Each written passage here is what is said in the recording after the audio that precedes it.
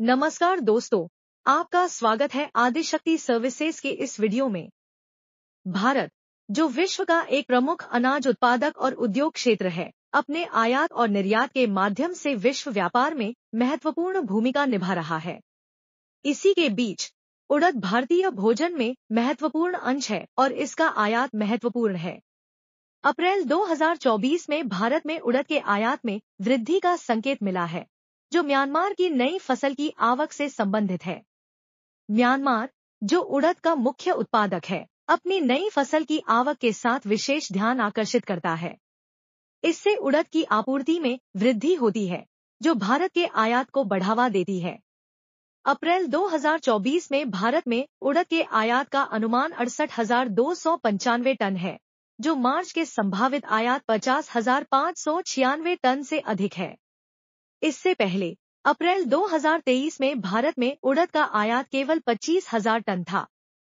इस वृद्धि का मुख्य कारण म्यांमार की नई फसल है, जिससे उड़द की आपूर्ति में वृद्धि हो रही है।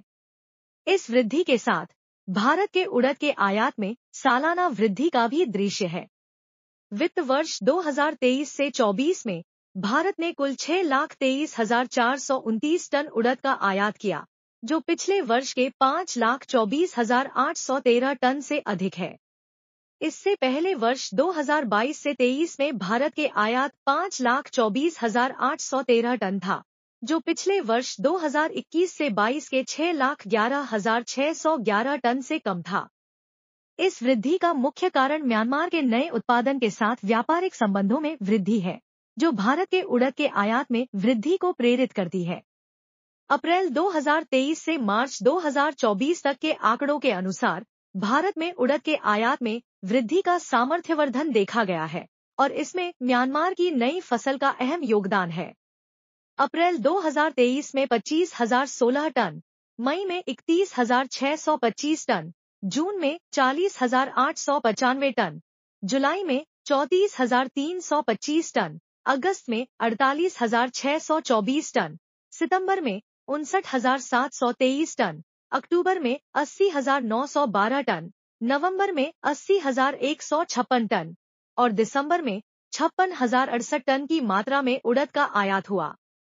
जनवरी 2024 में 52,921 टन, फरवरी में 57,478 टन और मार्च में 55,596 टन की मात्रा में आयात दर्ज किया गया।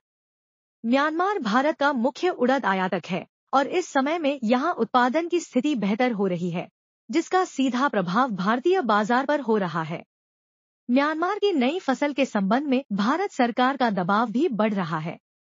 हालांकि इस बढ़ते आयात के बावजूद सरकार के अनुसार म्यांमार के निर्यातकों के साथ संबंधों में कुछ चुंगी देरी का भी संदेह है।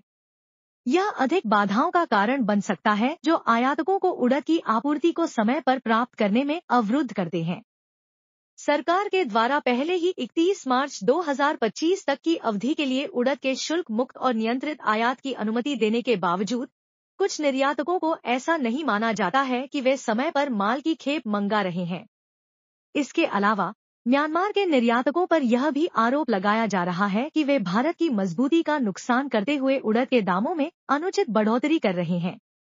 आधिकारिक और सुरक्षित व्यापारिक संबंधों को बढ़ावा देने के लिए सरकार को समय से पहले समस्याओं का समाधान करने और भारतीय बाजार में उड़द की उपलब्धता और कीमतों को स्थिर रखने के लिए सक्रिय रूप से काम करने की आवश्यकता है।